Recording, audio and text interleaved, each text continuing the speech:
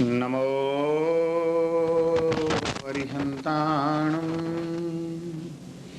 નમો સિદ્ધાણં નમો આયર્યાણં નમો વચ્ચાયાણં નમો લોએ સવ્વસાહુણં એસો પંચનમુક્કારો સવ્વપાવપણાસણો મંગલાણં ચ સવ્વેસિં પઠમં હવૈ મંગલમ. ઓંકારં બિંદુ સંયુક્તં નિત્યં ધ્યાયન્તિ યોગિનઃ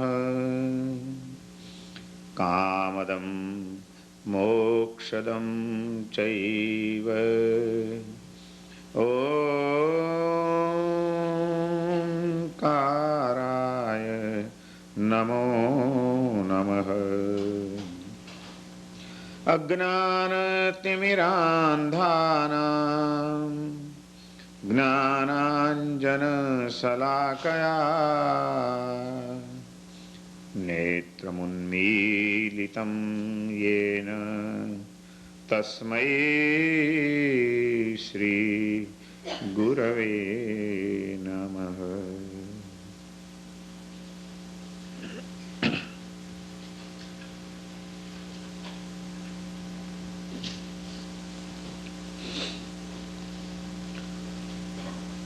કમઠે ધર્ણેન્દ્રે ચ સ્વોચિतं કર્મ કુર્વતી પ્રભુસ્તુલ્યમનોવૃત્તિ પાર્શ્વનાથ શ્રીયેસ્તુ વઃ.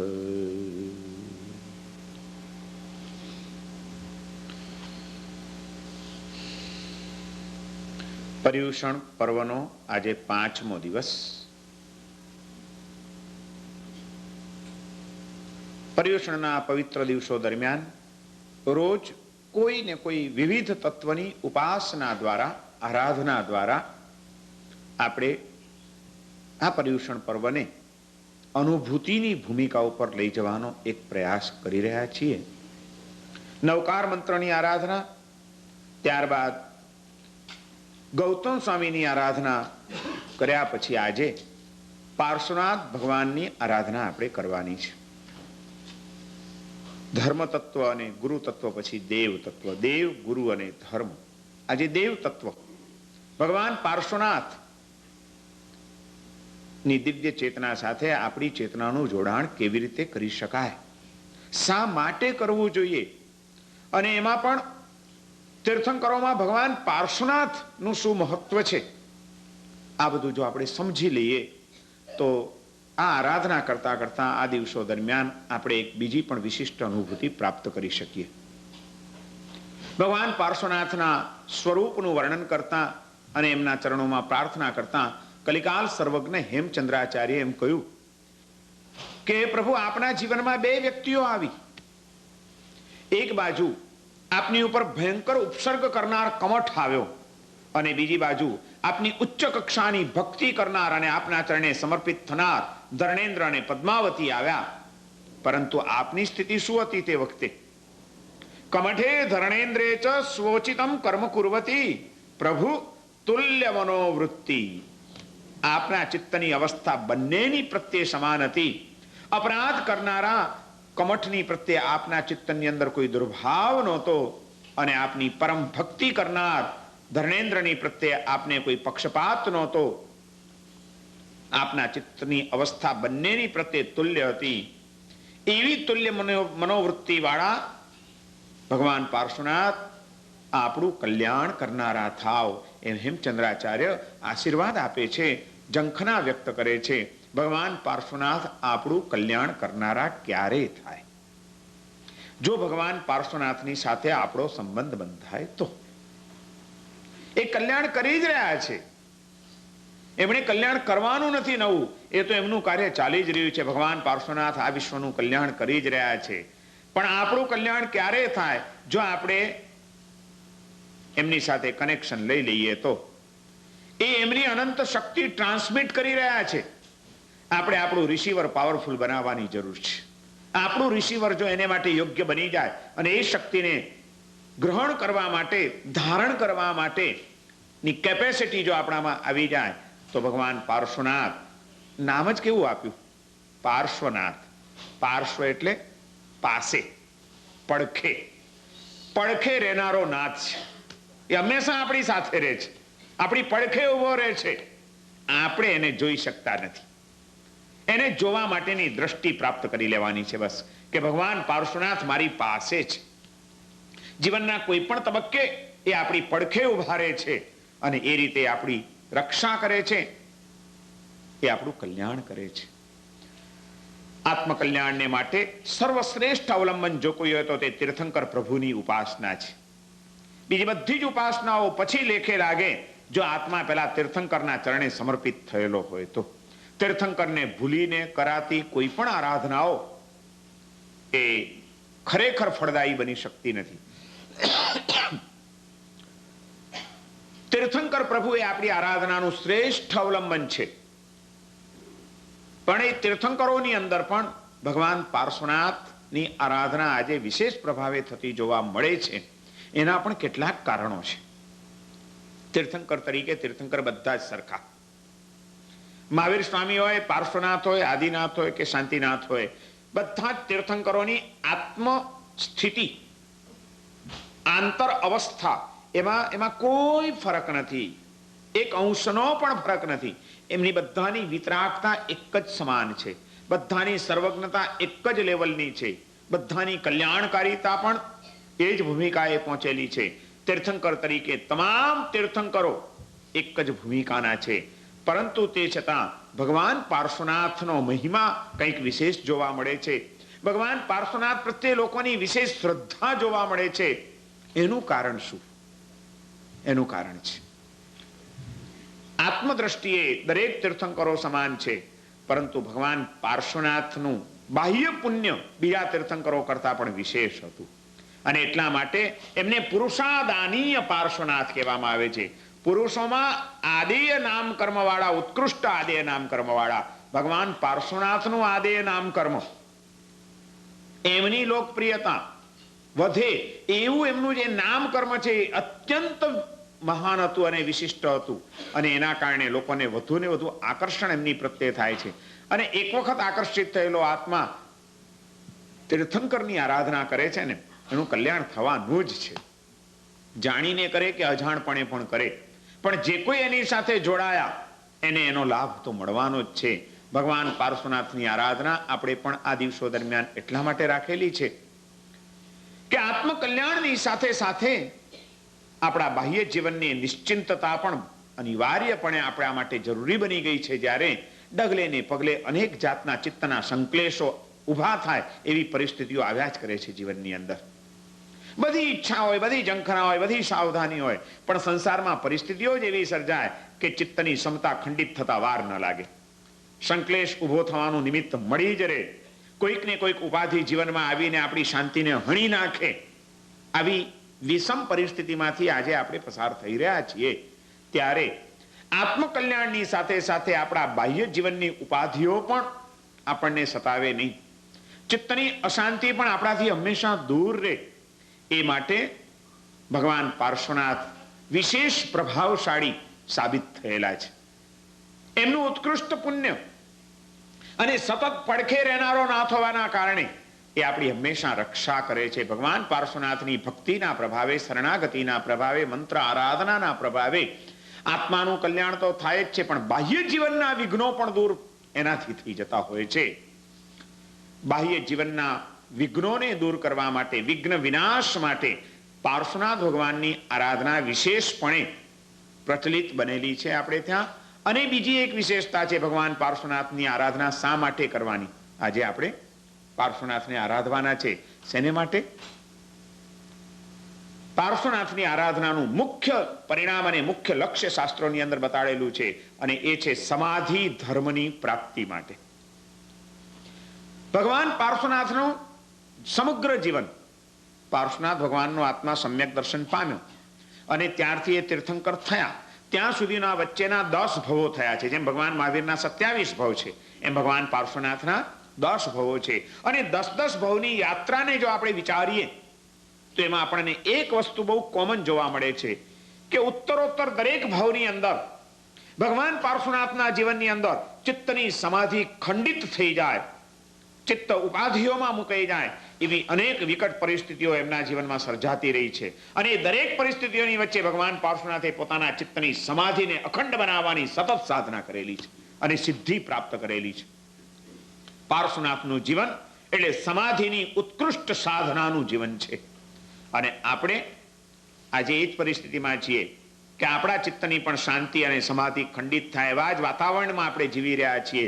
ત્યારે આપણા માટે સમાધિની પ્રાપ્તિ બહુ અનિવાર્ય બની ગઈ છે.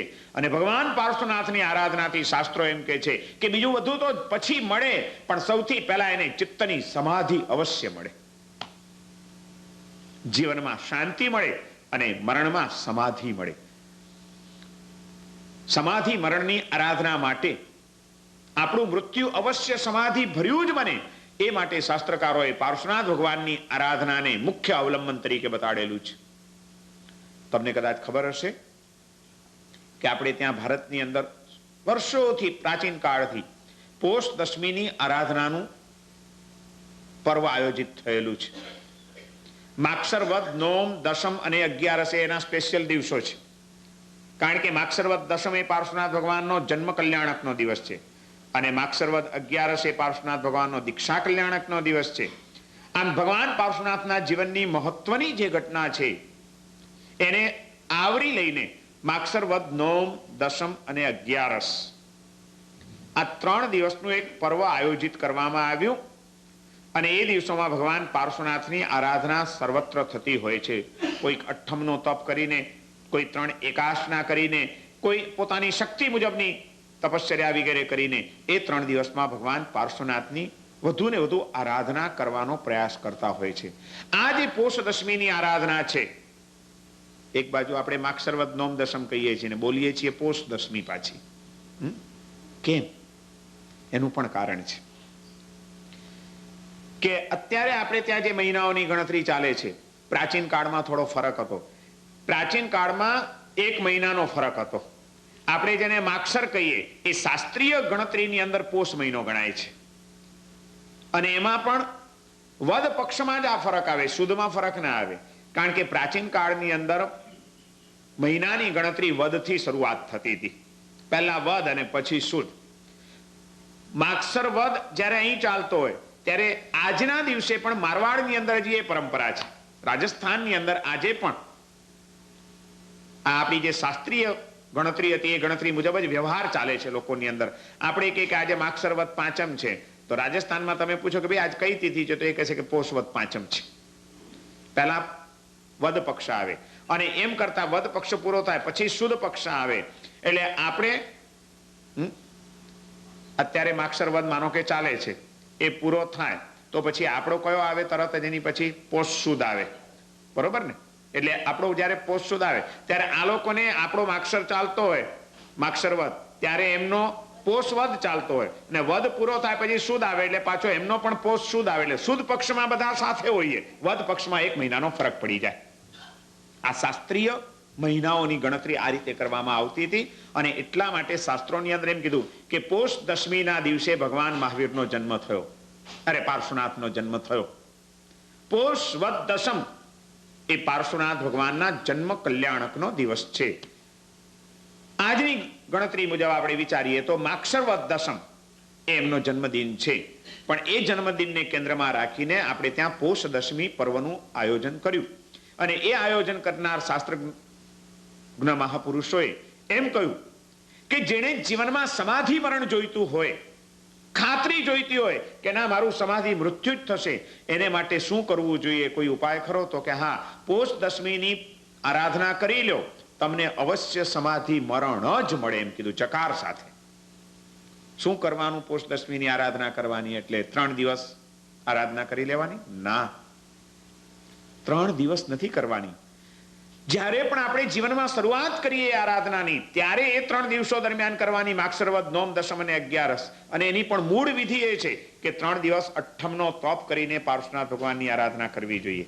અઠ્ઠમનો તપ કદાચ અનુકૂળ ના આવે તો બીજો પણ પાછો ઓલ્ટરનેટ વિકલ્પ આપ્યો કે 3 દિવસ એકાસના કરીને આ આરાધના કરવી જોઈએ.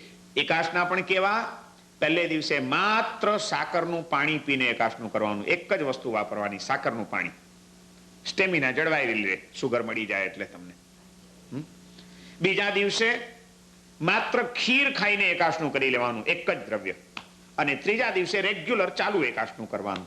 આ રીતે 3 દિવસ એકાસનાનો તપ કરીને, પાર્શ્વનાથ ભગવાનની અષ્ટપ્રકારી પૂજા કરીને, પાર્શ્વનાથ ભગવાનની વિવિધ પ્રકારે ભક્તિ કરીને પછી પાર્શ્વનાથ ભગવાનના નામસ્મરણમાં અને એમના મંત્ર જપમાં લાગી જવાનું. ઓછામાં ઓછું 12,500 વખત એ મંત્રનું સ્મરણ કરવાનું, મિનિમમ અનુષ્ઠાન. 12,500 એટલે કે 125 માળા, એટલે કે રોજની 40 માળા મંત્રની ગણાવી જોઈએ. અને એ રીતે 3 દિવસમાં 12,500 કે 1,25,000 વખત મંત્રનું અનુષ્ઠાન કરીને તમારે પાયો નાખવાનો, ફાઉન્ડેશન ઊભું કરી દીધું પોષ દશમીની આરાધનાનું. અને એ 3 દિવસ વિતાવ્યા પછી દર મહિનાની વદ દશમ, દર મહિનાની વદ દશમ એમનો જન્મદિવસ છે, દર મહિનાની વદ દશમના દિવસે ચાલુ એકાસનું કરવાનું અને પાર્શ્વનાથ ભગવાનની ભક્તિ અને આરાધનામાં જ આખો દિવસ વ્યતીત કરવાનો. મંત્ર જપ કરવાનો, કૌશક કરવાનો, ખમાસમણા આપવાના, બધું જ કરીને પાર્શ્વનાથમય બની જવાનું. અને એ રીતે દર મહિનાની વદ દશમની આરાધના ચાલે. એ અનુષ્ઠાન કન્ટિન્યુ થયું. ક્યાં સુધી કન્ટિન્યુ કરવાનું? 10 વર્ષ અને 10 મહિના સુધી દર મહિનાની વદ દશમની આરાધના કરતા રહીએ. ત્યારે 10 વર્ષ અને 10 મહિનાના અંતે પોષ દશમી પર્વની આરાધના કમ્પ્લીટ થઈ કહેવાય. અને એ રીતે જેણે પોષ દશમીનું આરાધન કર્યું હોય એને માટે શાસ્ત્રોમાં જ્ઞાની પુરુષોએ લખ્યું કે એને અવશ્ય સમાધિ મરણ જ મળે, એને મૃત્યુમાં અસમાધિ ક્યારે પણ ના આવે. આમ સમાધિ મરણની પ્રાપ્તિ માટે ભગવાન પાર્શ્વનાથની આરાધનાનું વિધાન કરવામાં આવેલું છે.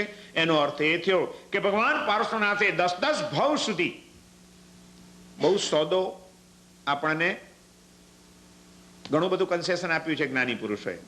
સમાધિની પ્રાપ્તિ માટે ભગવાન પાર્શ્વનાથને 10 ભવ સાધના કરવી પડી હતી. અને જ્ઞાની પુરુષો એટલા બધા દયાળુ કે એમણે એકદમ કન્સેશન કરી આપ્યું કે 10 વર્ષમાં તમને ખાતરી આપી દઈએ, જાઓ. એને 10 ભવ લાગ્યા, આપણે 10 ભવ લગાડવાની જરૂર નથી. માત્ર 10 વર્ષ ને 10 મહિના જ તમે તો કરો કામ અને તમને પણ સમાધિ મરણની ખાતરી મળી જાય. કારણ કે એને સાધના કરવાની હતી, પોતાના બળ ઉપર પોતાની ચેતનાને પ્રગટાવવાની હતી. આપણે એટલી પુરુષાર્થ, એટલી સાધના કરવાની જરૂર નહીં પડે. એમણે એટલી બધી મહેનત કરી છે ને પોતાની જ્યોત પ્રગટાવી દીધી છે. આપણે તો 10 વર્ષ સાધના કરીને આપણી બુજાયેલી જ્યોતને પ્રગટાવી લેવાની છે, એનો ટચ કરી લેવાનો છે ખાલી. એક વખત એક દીવો પ્રગટી ગયો, પછી બીજો દીવો તો એની પાસે પહોંચે ને એનો સ્પર્શ થાય એટલે એ પણ પ્રગટી ગયા વિના રહે નહીં. ભગવાન પાર્શ્વનાથની ચેતનાની સાથે આપણે આપણી ચેતનાને લગાડી દેવાની છે. આપણી ચેતનાને પ્રગટ થતા વાર નહીં લાગે. જે સમાધિ ધર્મની એમણે સાધના કરી એ સમાધિ ધર્મની સાધના આપણા માટે બહુ સહજ બની જાય જો આપણે ભગવાન પાર્શ્વનાથની ચેતના સાથે જોડાઈ જઈએ તો. ભગવાન પાર્શ્વનાથના જીવનમાં મેઘમાળી નામના દેવે, કમઠ નામના તાપસે અહમ હણાવાના કારણે એક વેરનો નિયાણું કરી નાખ્યું. ભવ આને હું હવે બતાડી દઉં, આવતા ભવે બદલો લેનારો થાવ. અને 10 ભવ સુધી એ મેઘમાળીનો આત્મા ભગવાન પાર્શ્વનાથને હેરાન કરવામાં એણે કંઈ બાકી નથી રાખી. મરણાંત ઉપસર્ગો કર્યા છે અને દરેક ભવની અંદર અપરાધ કરનાર એ આત્માની પ્રત્યે ભગવાન પાર્શ્વનાથે કરુણા વહાવવામાં કંઈ બાકી નથી રાખી અને પોતાના ચિત્તની અંદર ઉત્કૃષ્ટ સમાધિ ધર્મની આરાધના એમણે કરી છે. આ એમના જીવનની વિશેષતા હતી. આપણા જીવનમાં પણ રોજ આપણને નડનારા, આપણી સમાધિને ખંડિત કરનારા, આપણી કસોટી કરનારા કંઈક આત્માઓ આવશે. ભગવાન પાર્શ્વનાથનો આરાધક એક જ કે કે ભગવાન પાર્શ્વનાથે જે કામ કર્યું હતું એ જ મારે પણ કરવું છે. એ ભલે મને હેરાન કરે, મારે એની પ્રત્યે કરુણા વહાવવી છે, મારે એની પ્રત્યે વાત્સલ્ય વહાવવું છે. તો જ આપણે પાર્શ્વનાથના આરાધક બની શક્યા કહેવાઈએ. અને એ રીતે આરાધના કરવાની છે આ ભગવાન પાર્શ્વનાથની. એ પાર્શ્વનાથનો આટલા માટે જ મહિમા છે કે સમાધિની પ્રાપ્તિ કરાવી આપે છે આપણને, જે સમાધિ આપણા માટે બહુ જ જરૂરી છે. એમનું તીર્થંકર નામ કર્મ ઉત્કૃષ્ટ હતું, એમની આત્મસ્થિતિ મહાન હતી, એમની સમાધિ પરાકાષ્ઠાએ પહોંચેલી હતી. આપણે પણ એવું આદે નામ કર્મ પ્રગટે, આપણી પણ આત્મસ્થિતિ એ પરાકાષ્ઠાએ પહોંચે અને સમાધિ એમના માટે જેટલી સુલભ હતી એટલી જ સુલભ અને સહજ આપણા માટે જીવનની સમાધિ બની જાય, એવી ઝંખના સાથે અને એવી પ્રાર્થના સાથે ભગવાન પાર્શ્વનાથની સાથે આપણે જોડાઈ જવાનું છે. મંત્ર જપ દ્વારા, ભક્તિ દ્વારા, સ્મરણ દ્વારા, દર્શન અને પૂજન દ્વારા પાર્શ્વનાથમય થઈ જવાનો પ્રયાસ કરવાનો છે. પણ ભગવાન પાર્શ્વનાથની ચેતના સાથે આપણે આપણી ચેતનાને જોડવી તો છે. એનું અવલંબન કેવી રીતે લેવું? તો કે અવલંબનને માટે શ્રેષ્ઠ માધ્યમ છે મૂર્તિનું. મૂર્તિના માધ્યમથી એની પ્રત્યે આપણે આકર્ષિત થઈ શકીએ છીએ. મૂર્તિના માધ્યમથી આપણા જીવનની અંદર આપણે દર્શન, પૂજન, સ્તવન, કીર્તનની વિધિઓ કરી શકીએ છીએ. કારણ કે હજી આપણી અત્યારે એ સ્થિતિ નથી કે કોઈ આલંબન વિના આપણે એ તત્વની અંદર લીન બની શકીએ.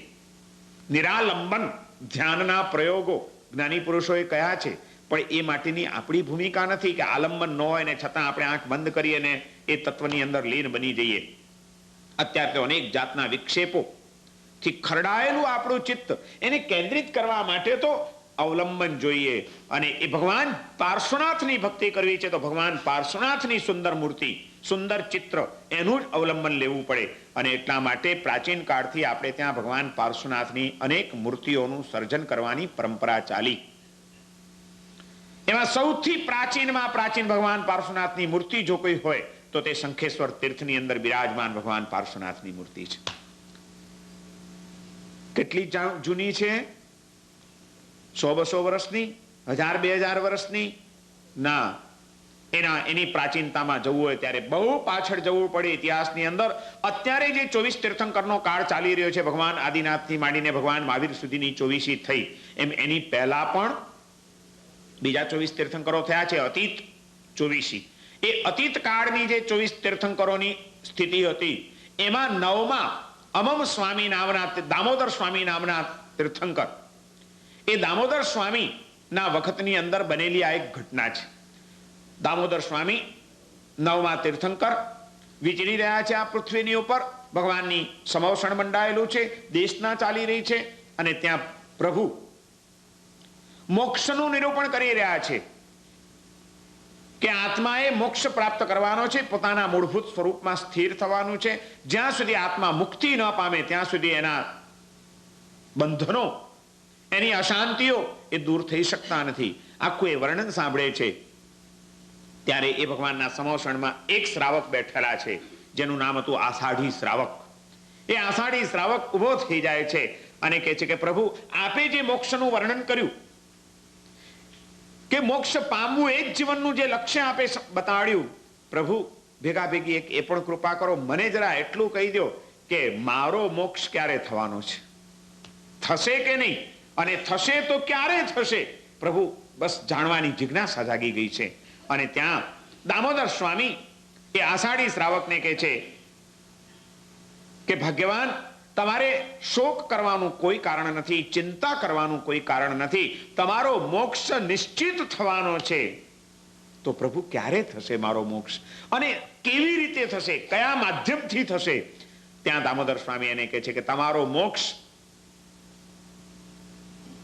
થોડાક સમય બાદ થવાનો છે. આ 24 પૂરી થશે, ત્યારબાદ પાછી કાળનું ચક્ર ચાલ્યા કરશે અને ચોથો આરો આવ્યો. એ ચોથા આરાની અંદર પાછા તીર્થંકરો થશે. ત્રીજા અને ચોથા આરામાં વળી પાછી નવી એક 24 આવશે. આદિનાથથી માંડીને મહાવીર સ્વામી સુધીના 24 તીર્થંકરો થશે. એમાં 23મા તીર્થંકર પાર્શ્વનાથ ભગવાન થશે અને એ પાર્શ્વનાથ ભગવાનના પરિચયમાં આવીને તમે એમના ભક્ત બનશો. એમના ચરણે સમર્પિત થશો, એમની પાસે દીક્ષા અંગીકાર કરશો અને ભગવાન પાર્શ્વનાથના તમે ગણધર થવાના છો. તમારો આત્મા ગણધરનો આત્મા છે. પાર્શ્વનાથ ભગવાનના તમે ગણધર થવાના છો. અને જેમ ગૌતમ સ્વામીને ભગવાન મહાવીર પ્રત્યે અનન્ય પ્રેમ અને ભક્તિ હતી, એમ ભગવાન પાર્શ્વનાથ પ્રત્યે અનન્ય પ્રેમ, શ્રદ્ધા અને ભક્તિના કારણે એ પાર્શ્વનાથના ગણધર બનીને એમની આરાધના દ્વારા તમે મોક્ષમાં જવાના છો. તમારી મુક્તિનું કારણ ભગવાન પાર્શ્વનાથની આરાધના છે. ભગવાન પાસે આ વાત સાંભળી આષાઢી શ્રાવક ઘરે જાય છે. એના હૃદયમાં આનંદ માતો નથી. હું તીર્થંકર પ્રભુનો ગણધર થઈશ કોઈ કાળમાં પણ, અને એ ભગવાનની ભક્તિ મારા આત્માનું કલ્યાણ કરનારી બનવાની છે. એ આનંદમાં આખો દિવસ વ્યતીત થાય છે. રાત પડે છે અને ત્યાં આષાઢી શ્રાવકના મનમાં વિચાર આવે છે કે અરે, હજારો વર્ષ પછી, લાખો વર્ષ પછી પણ જે ભગવાનની આરાધના મારા આત્માના કલ્યાણનું નિમિત્ત બનવાની છે, એ ભગવાન પાર્શ્વનાથની આરાધનાને આજથી જ મારા જીવનમાં કેમ સ્થાન ન આપી દો? આજથી જ મારે તો એમને પકડી લેવા જોઈએ. અને ઇતિહાસ એમ કે છે કે આષાઢી શ્રાવકે ગઈ 24 ની અંદર 9મા દામોદર સ્વામીના કાળમાં કારીગરને બોલાવી અને એની પાસે ભગવાન પાર્શ્વનાથની મૂર્તિનું નિર્માણ કરાવ્યું. જે તીર્થંકર હજી થયા નથી, લાખો વર્ષ પછી થવાના છે. એ પહેલેથી જ ભવિષ્યમાં એમનું સ્વરૂપ તીર્થંકર પ્રભુ પાસેથી જાણી લીધું કે આવા હશે. એ મુજબની એમની મૂર્તિનું નિર્માણ કરાવ્યું અને એની ભક્તિમાં લીન થઈ ગયા. ગઈ 24માં આષાઢી શ્રાવકે ભરાવેલી ભગવાન પાર્શ્વનાથની મૂર્તિ એટલે આજની આપણને પ્રાપ્ત થતી શંખેશ્વર પાર્શ્વનાથની મૂર્તિ. મૂર્તિનું આલંબન લાખો વર્ષ પહેલા પણ આપણે ત્યાં લેવામાં આવતું હતું. અને એવું એક પ્રબળ આલંબન એટલે આ શંખેશ્વર પાર્શ્વનાથ ભગવાન છે. શંખેશ્વર તીર્થ એ કોઈ સામાન્ય તીર્થ નથી. એ મૂર્તિ એ કોઈ સામાન્ય મૂર્તિ નથી. આખા વિશ્વની અંદર શ્રેષ્ઠ કહી શકાય. અને કારણ કે લાખો વર્ષ પહેલા બનેલી મૂર્તિ, કેટલા લાખો કરોડો લોકોએ એને ભજી હશે, પૂજી હશે, સ્તવી હશે, અને બધાની હૃદયની શ્રદ્ધાના અને સદભાવનાના વાઇબ્રેશન્સ એ મૂર્તિની અંદર પ્રસ્થાપિત થયેલા હશે. કેટલી ચાર્જ થઈ ગયેલી એ મૂર્તિ કહેવાય, પાવરફુલ એ મૂર્તિ. એ ભગવાન પાર્શ્વનાથ, શંખેશ્વર પાર્શ્વનાથનું દર્શન થાય, એનો સ્પર્શ થાય અને આપણે જીવનનું કલ્યાણ થઈ જાય, આપણો આત્મા ધન્ય બની જાય. આષાઢી શ્રાવકે ભરાવેલી એ ભગવાન પાર્શ્વનાથની મૂર્તિની રોજ ત્રિકાળ પૂજા કરતા રહ્યા આષાઢી શ્રાવક. એની ભક્તિમાં લીન બનતા રહ્યા અને હું એમનો ગણધર થઈશ, એમની સેવા કરવાનો મને મોકો મળશે અને એમની સેવા મારા આત્માના કલ્યાણનું કારણ બનશે. બસ એ ભાવમાં ને ભાવમાં, આનંદમાં ને આનંદમાં, અનુમોદનામાં ને અનુમોદનામાં આષાઢી શ્રાવકે ત્યાં જીવન પૂર્ણ કર્યું. એ મૂર્તિ પછી પૂજાતી રહી સમાજની અંદર. કાળની થપાટો કેવી કેવી લાગી હશે એ તો કંઈ ખબર નથી, એની કોઈ ઇતિહાસની નોંધો મળે નહીં. પણ તે છતાં છૂટી છવાઈ જે કંઈ પણ ક્યાંક ઉલ્લેખો મળે છે શાસ્ત્રોની અંદર, એ મુજબ કાળક્રમે એ ભગવાન પાર્શ્વનાથની મૂર્તિ અહીં આગળ કદાચ સચવાયને એવું લાગ્યું હશે, અથવા તો એની પ્રત્યે આકર્ષણ થયું હશે. એટલે વૈમાનિક દેવલોકની અંદર દેવો એને લઈ ગયા પોતાના દેવલોકની અંદર.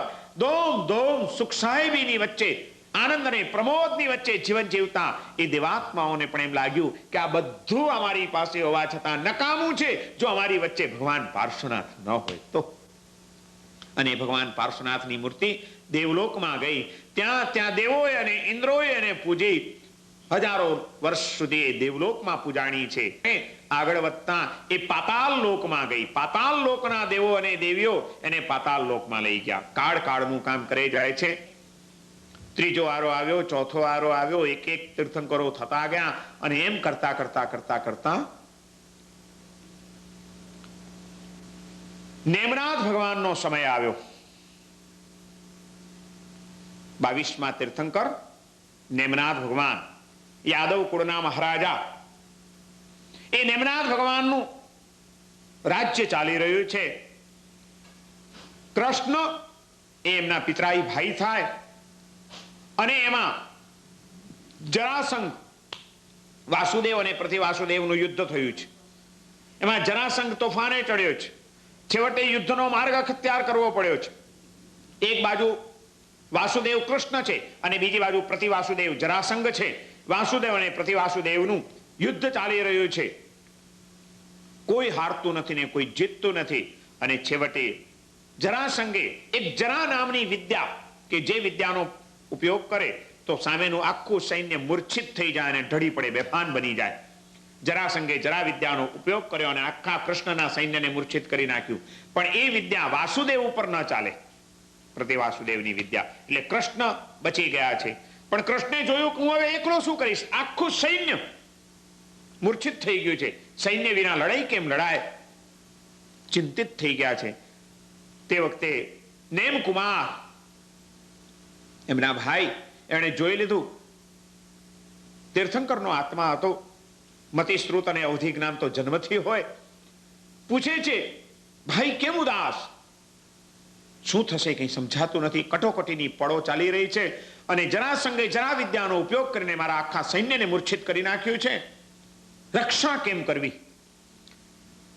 ત્યાં નેમ કુમાર કૃષ્ણને કહે છે કે એક કામ કરો, જ્યાં સુધી તમે તૈયાર ન થઈ જાઓ અને તમારું સૈન્ય જાગૃત ન થાય ત્યાં સુધી યુદ્ધનો મોરચો હું સંભાળીશ, અહિંસકપણે યુદ્ધ કરતો રહીશ, સંરક્ષણાત્મક નીતિ અપનાવીને ચાલીશ. મારે આક્રમણ નથી કરવું, પણ હું સંરક્ષણ કરીશ આપણા સૈન્યનું, આપણી પ્રજાનું, આપણી ભૂમિનું. યુદ્ધનો મોરચો હું સંભાળીશ, તમે હટી જાઓ અહીંથી અને 3 દિવસ બેસી જાઓ એક સાધનાની અંદર. તો કે શું સાધના કરું? એકાંતમાં બેસીને અઠ્ઠમનો તપ કરો. અઠ્ઠમનો તપ કરીને પદ્માવતી દેવીને પ્રગટ કરો, પદ્માવતી દેવીની આરાધના કરો.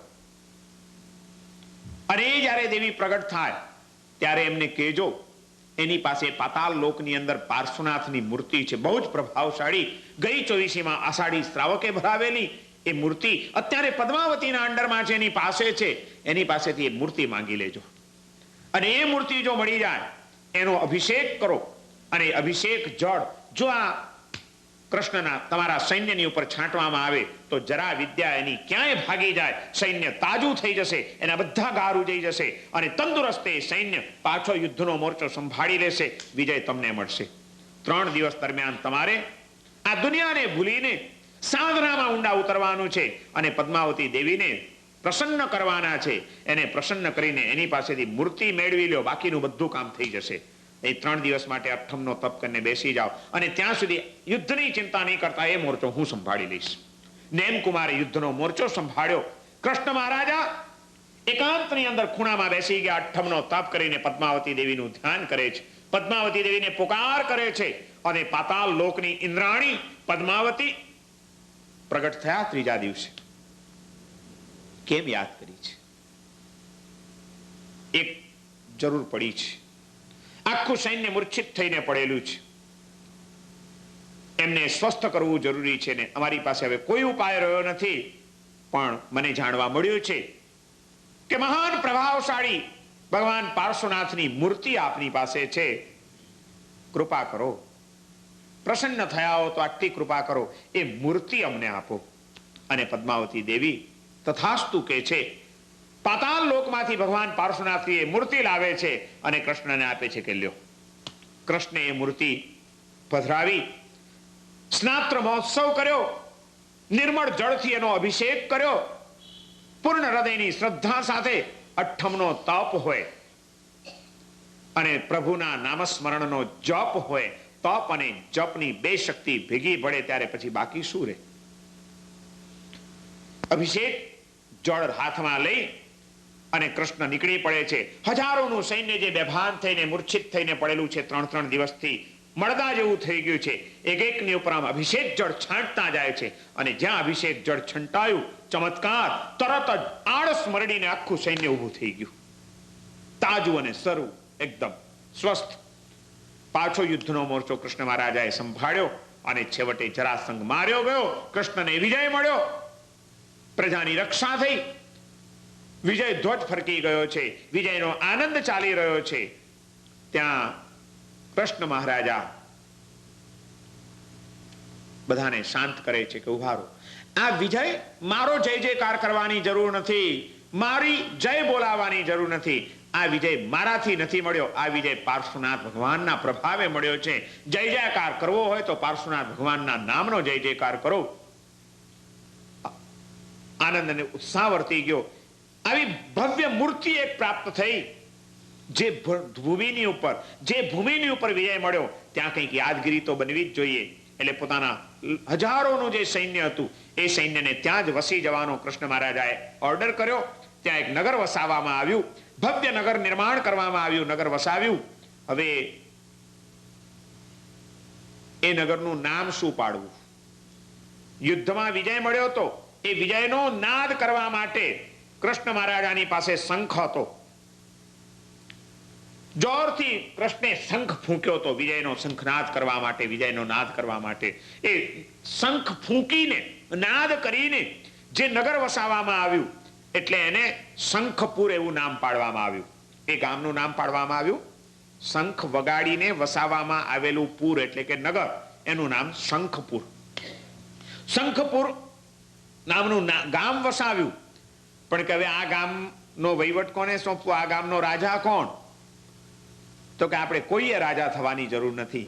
જે પ્રભુના પ્રભાવે આપણને આ વિજય મળ્યો છે એ પ્રભુ જ આપણા હૃદયનો રાજા બની શકે, બીજું કોઈ ન બની શકે. અને કૃષ્ણ મહારાજાએ નગર વસાવવાની સાથે સાથે ત્યાં આગળ એક ભવ્ય જીન મંદિરનું નિર્માણ કરાવ્યું.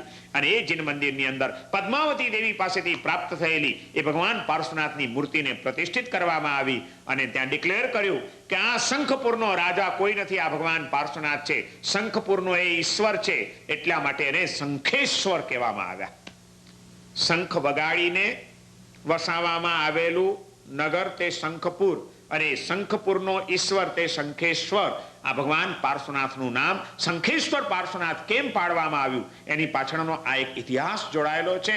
અને આ રીતે વૈમાનિક દેવલોકમાં પૂજાયેલી, પાતાલ લોકની અંદર પૂજાયેલી, આષાઢી શ્રાવકે ભરાવેલી એ ભગવાન પાર્શ્વનાથની મૂર્તિ આ કળીકાળની અંદર શંખેશ્વર તીર્થની અંદર પ્રતિષ્ઠિત થઈ. ત્યાર પછી પણ હજારો વર્ષનો સમય ગયો. કઈ કેટલા ઝંઝાવાતો આવ્યા છે એની વચ્ચે, પણ એ તમામ ઝંઝાવાતોમાંથી એ મૂર્તિ ખંડિત પણ થઈ છે, ક્યારેક જમીનમાં પણ દટાઈ છે, ક્યારેક સુરક્ષિત સ્થળોએ સંતાડાઈ પણ છે. કારણ કે મુગલ સામ્રાજ્ય આવ્યું, મુસ્લિમ રાજાઓ આવ્યા, બુદ્ધ પરસ્તીમાં માનનારા હતા. જ્યાં પણ મૂર્તિઓ મળે મૂર્તિઓને તોડી નાખવાનો પ્રયાસ કર્યો છે એ લોકોએ. અને એ વખતે હિન્દુ ધર્મની અને જૈન ધર્મની હજારો મૂર્તિઓ ખંડિત થઈ છે, ડોકા ઉડાડી દેવામાં આવ્યા છે મૂર્તિઓના. એ પરિસ્થિતિમાં આવી એક મહાન પ્રભાવશાળી મૂર્તિ, એનાથી સમાજ ક્યાંક વંચિત ન થઈ જાય એટલા માટે તે વખતના સમયજ્ઞ આચાર્ય ભગવંતોએ, તે વખતના આપણા ડાહ્યા આગેવાનોએ, શ્રાવકોએ ડહાપણ વાપરીને જમીનમાં ઊંડા ખાડા કરીને ખબર પડી કે ઠેક ઠેકાણે મુસ્લિમ બાદશાહો તોફાન કરતા આવી રહ્યા છે ને મૂર્તિઓ તોડી રહ્યા છે. ભાઈ હવે બચાવી લ્યો. ઊંડા ખાડા કરીને જમીનમાં દાટી દીધી મૂર્તિને, ઉપર પાછી ધૂળ વાળી દીધી. અને એ રીતે આ મૂર્તિઓને સુરક્ષિત રાખવાનો પ્રયાસ થયો. તમે જોજો આજે પણ હજી ભારતની અંદર અવારનવાર કોક ને કોક ખેતરોમાં, જમીનોમાં ખોદતા જમીનમાંથી મૂર્તિઓ નીકળે છે. સેંકડોની સંખ્યામાં આવી મૂર્તિઓ જમીનનું ખોદકામ કરતા નીકળેલી છે. એ બધી મૂર્તિઓ આ વચ્ચેના ઝંઝાવાતના સમયમાં આપણા ડાહ્યા શ્રાવકોએ અંદર જે સંતાડી દીધેલી એ બધી મૂર્તિઓ છે. મોટા ભાગે સંપ્રતિ મહારાજાના કાળની, કુમારપાળ મહારાજાએ ભરાવેલી આ બધી મૂર્તિઓ આજે આપણને સેંકડો વર્ષ પછી પાછી મળે છે. ભગવાન પાર્શ્વનાથની મૂર્તિને પણ દાટી દેવામાં આવી. આમ અનેક ઝંઝાવાતો આવ્યા, પણ મૂર્તિ સાવ ખંડિત નથી થઈ. ખંડિત થઈ છે એટલા જ માટે તે સમયે પાછા તે વખતના સંઘોએ એનો જીર્ણોદ્ધાર કરાવ્યો છે. મૂર્તિઓ પર મોતીના લેપ કરાવ્યા છે, ખંડિત થઈ ગયેલા ભાગોને જોઈન્ટ કરવામાં આવેલા છે. પણ એ પરમાણુ એટલા બધા પાવરફુલ છે, લાખો વર્ષ સુધી જે મૂર્તિની અંદર પાર્શ્વનાથ ભગવાનની પ્રતિષ્ઠા થયેલી અને હજારો લાખો લોકોએ હૃદયની શ્રદ્ધા જ્યાં સ્થાપિત કરેલી, એ પથ્થરના પરમાણુ પણ એટલા બધા પાવરફુલ બની ગયેલા છે કે એને ભલે ખંડિત થઈ તો ચાલશે, અમે સાંધી લઈશું, પણ એને અમારે ગુમાવવી નથી. આવી દીર્ઘદ્રષ્ટિપૂર્વક એની ઉપર અનેક પ્રકારના કિંમતી મોતી વગેરેના લેપો કરીને, કિંમતી દ્રવ્યોના લેપ કરીને, એની જાતની રીતે રિપેરિંગ કરીને એ મૂર્તિને સાચવવાના પ્રયાસો થયા. અને એ મૂર્તિ મળતી જ રહી, આપણને મળતી જ રહી.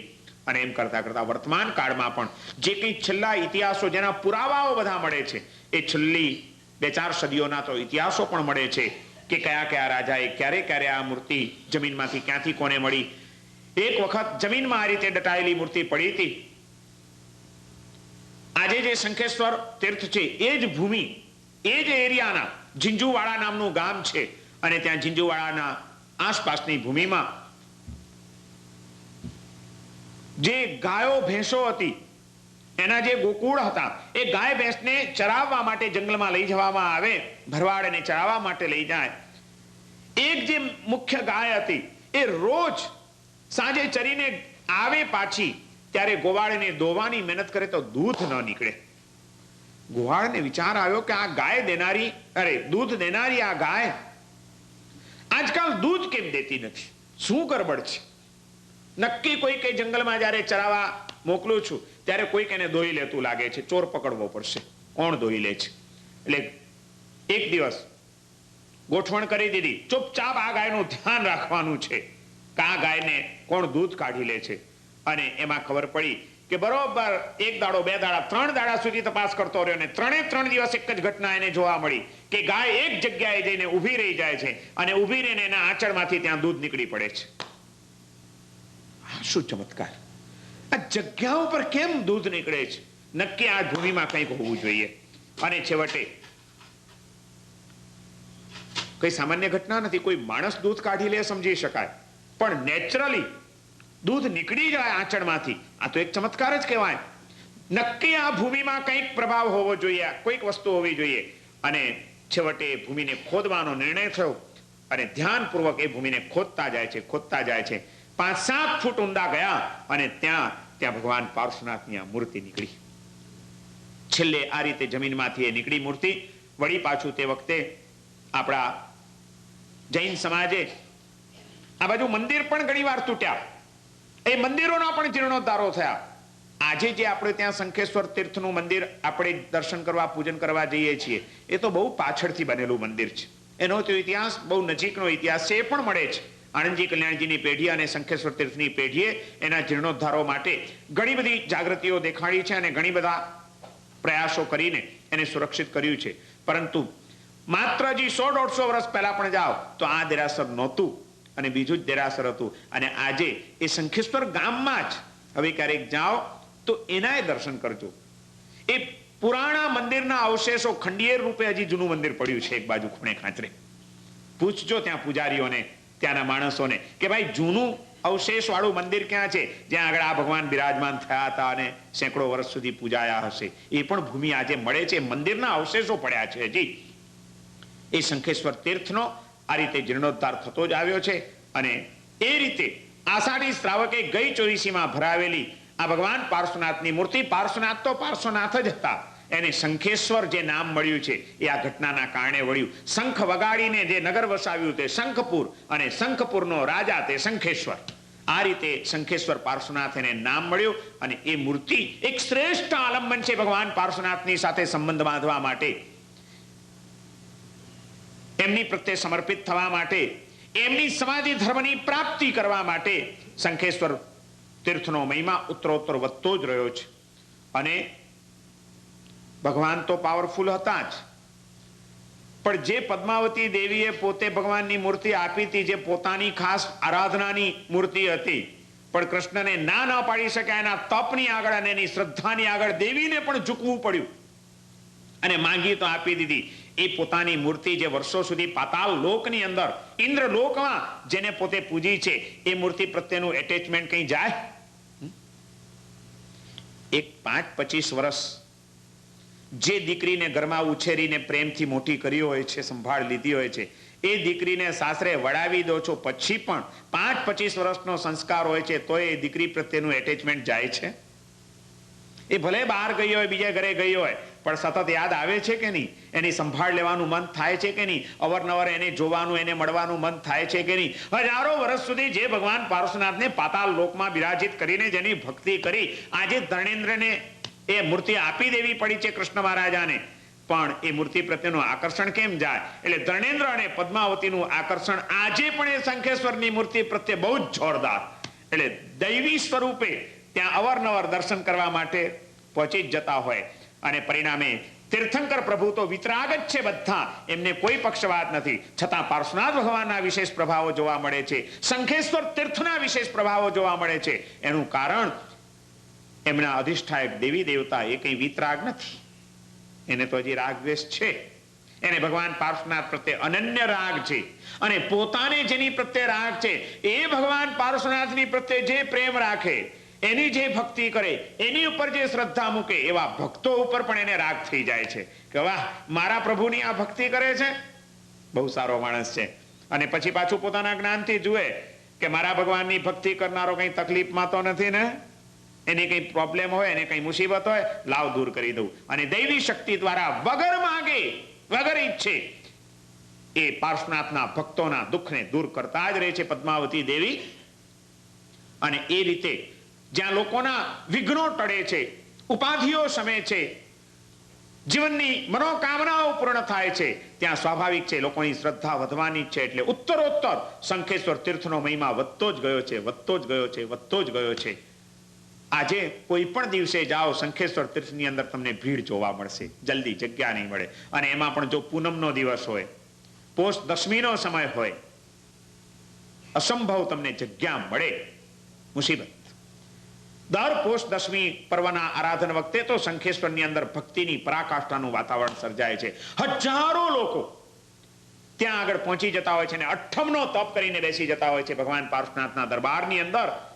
શંખેશ્વર પાર્શ્વનાથના મંત્રનો જપ કરતા કરતા એ 3 દિવસ હજારો લોકો સમાધિ ધર્મની ભિક્ષા માંગતા હોય છે ભગવાન પાસે કે પ્રભુ આપના જેવી સમાધિ ધર્મની અમને પણ દેન આપો, અમને શક્તિ આપો.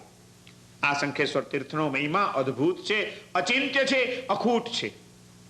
પ્રાચીન કાળનો એનો ઇતિહાસ પણ બહુ જ્વલંત છે, અને વર્તમાન કાળના એના ચમત્કારો પણ આપણા હૃદયને સ્પર્શી જાય એવા છે. અનેક ચમત્કારો સર્જાયા છે. અત્યારે હું એ બધી વાત કરવા નહીં બેસું તમને. વર્તમાન કાળમાં પણ પૂર્ણ શ્રદ્ધાથી જે શંખેશ્વર પાર્શ્વનાથ ભગવાનને સમર્પિત થાય છે, એને એના અચિંત્ય પ્રભાવો, અતિન્દ્રિય પ્રભાવો, બુદ્ધિમાં ન બેસે એવી અનુભૂતિઓ એને આજે પણ થયા વિના રહેતી નથી. અનેક એવી વ્યક્તિઓને હું મળેલો છું, એવી અનેક ઘટનાઓનું સાક્ષી છું કે જે આપણી સામાન્ય બુદ્ધિથી ન સમજાય ને ન બેસે એવા અદ્ભુત ચમત્કારો ભગવાન પાર્શ્વનાથના પ્રભાવે થતા અનુભવાયા છે. નિકટ જાઓ, ટચ કરી લ્યો એને. એટલું બધું પાવરફુલ એ તત્વ છે, એનો સ્પર્શ આપણી બુઝાઈ ગયેલી જ્યોતને એક ક્ષણની અંદર પ્રગટાવી દેશે. શંખેશ્વર તીર્થ, શંખેશ્વરની ભૂમિ અને શંખેશ્વર પાર્શ્વનાથની મૂર્તિ એ અદ્ભુત તત્વ છે આ વિશ્વનું. ક્યારેક મેં આની ઉપર મુંબઈમાં મેં કીધું ને તમને કે આ બધી આરાધનાઓ કરવા માટે પૂરો સમય જોઈએ. અમારે દર વર્ષે તિથલની અંદર અમે પોષ દશમીની આરાધનાનું આયોજન કરતા હોઈએ છીએ, 3 દિવસની આરાધના. અને 3 દિવસ સુધી રોજ પાર્શ્વનાથ ભગવાન ઉપર પ્રવચનો થાય. હવે એ મારે અહીં 1 કલાકમાં 3 દાડાના, ત્યાં રોજ મારા 2 કલાકના પાછા પ્રવચનો હોય. 6 કલાકની વાતો 1 કલાકમાં ક્યાંથી કરાય? એક દિવસ શંખેશ્વર, માત્ર શંખેશ્વર તીર્થ ઉપર પ્રવચન થાય. એક દિવસ પાર્શ્વનાથ ભગવાનના પૂર્વ ભવો ઉપર પ્રવચન થાય. એક દિવસ પાર્શ્વનાથ ભગવાનના છેલ્લા અંતિમ જીવન ઉપર પ્રવચન થાય. અને એ બધું સાંભળીએ ત્યારે આપણને ખબર પડે કે પાર્શ્વનાથ શું છે. મુંબઈમાં એકવાર અઠ્ઠમનો તપ અમે કરાવ્યો હતો. લગભગ 400-450 ભાઈ બહેનોએ અઠ્ઠમનો તપ કર્યો હતો શંખેશ્વર પાર્શ્વનાથની આરાધનાનો. અને એ વખતે મેં શંખેશ્વર તીર્થ વિશે એક પ્રવચન આપેલું. એમાં મેં ઘણી બધી ઇતિહાસની વાતો અને ઘણી બધી ચમત્કારની વાતો કરેલી છે. સાંભળજો, એની પણ કેસેટ છે, ક્યારેક એ સાંભળજો. અત્યારે મારી પાસે સમય નથી, પણ શંખેશ્વર તીર્થ પ્રત્યે તમને ઘણો બધો નવો પ્રકાશ પ્રાપ્ત થશે. અને શંખેશ્વર પાર્શ્વનાથ પ્રત્યેની તમારા હૃદયમાં રહેલી ભક્તિ ચોક્કસ અનેક ગણી વધી જશે. એવી અદ્ભુત વાતો એની અંદર મેં લઈ લીધેલી છે ઇતિહાસના આધારે. એ ક્યારેક સાંભળજો. શંખેશ્વર તીર્થનો મહિમા કોણ ગાઈ શકે? લાખો વર્ષનો ઇતિહાસ છે જેનો. આજે પણ એ શંખેશ્વર તીર્થ એટલું જ જાજરમાન તીર્થ છે. અને એ ભગવાન પાર્શ્વનાથની આરાધના આપણે આ પર્યુષણના દિવસોની અંદર કરવાની છે. પર્યુષણના આ દિવસો આપણા માટે પાર્શ્વનાથની ચેતના સાથે જોડાઈ જવાના દિવસો બની જવા જોઈએ. અને એ પાર્શ્વનાથની સાથે જોડાવવું હોય, એની સાથે એટેચ થવું હોય તો એ પહેલા ઘણી બધી વાતો સાથે ડિટેચ થઈ જવું જોઈએ. જ્યાં સુધી આપણી અશુભ વૃત્તિઓ, અશુભ સંસ્કારો, અશુભ વાસનાઓ એનાથી ડિટેચ નહીં થઈએ ત્યાં સુધી દિવ્ય તત્વો અને દિવ્ય સંસ્કારોની સાથે એટેચ નહીં થઈ શકાય. બે કામ કરવાના છે, સંસારમાંથી ડિટેચમેન્ટ અને ભગવાન સાથેનું એટેચમેન્ટ. આ બે કામ જો આપણે કરીએ તો સમજી લેવાનું કે આપણી પર્યુષણની આરાધના લેખે લાગી ગઈ, સફળ થઈ ગઈ. ભગવાને શું કર્યું? પાર્શ્વનાથ ભગવાને એમણે આ જ કર્યું ને. મેઘમાળી તોફાન કરતો આવ્યો, કમઠ ઉપસર્ગ વરસાવતો આવ્યો. સ્વાભાવિક છે, કોઈ પણ આત્મા હોય એક વખત તો અનાદિકાળના સંસ્કારો ઊભા થાય. વગર વાંકે મારી સાથે અનાડી પણ મેં એને છંછેડ્યો નથી, હું એને કંઈ કરતો નથી, અને છતાં સીધી રીતે જવાબ જ નહીં આપવાનો. તરત જ આપણા મનમાં આવી જાય છે. કોક દાડો તો સીધી રીતે બોલતા શીખો. આપણા સંસ્કારો છે. ક્રોધનો સંસ્કાર જાગી રહ્યો છે, પણ પાર્શ્વનાથ ભગવાન સાથે એટેચ થવું છે તો આ સંસ્કારથી ડિટેચ થઈ જાઓ એક વખત, એ તોડી નાખો એક વખત. સમતામાં આવો પહેલા. જ્યાં સુધી સમતામાં નહીં આવો, સ્થિર નહીં થાવ, ત્યાં સુધી પાર્શ્વનાથની પ્રતિષ્ઠા હૃદયમાં નહીં થાય. હાલમ ડોલક સ્થિતિની અંદર પાર્શ્વનાથ ક્યાંથી બેસે? પણ પહેલા સ્થિર થવું પડશે. પાર્શ્વનાથ ભગવાનનો આત્મા, એના જીવનમાં આ જ વસ્તુ આપણને જોવા મળે છે. એને અનાદિકાળના સંસ્કારોથી પોતાની ચેતનાને ડિટેચ કરી નાખી અને સમાધિ ધર્મની સાથે એટેચ થઈ ગયા. ભગવાન પાર્શ્વનાથ સમાધિસ્થ બની ગયા. ભગવાન પાર્શ્વનાથ અદ્ભુત વ્યક્તિત્વ છે, એની સાથે આપણે એટેચ થવાનું છે અને એ માટે માધ્યમ લેવાનું છે આપણે ભગવાન પાર્શ્વનાથની મૂર્તિનું, શંખેશ્વર તીર્થનું, અરે એના નામનું. મેં ગઈકાલે કહ્યું હતું ને કે ભગવાન જો મહાન છે તો એ ભગવાનનો આત્મા જે દેહમાં રહે છે એ દેહ મહાન છે.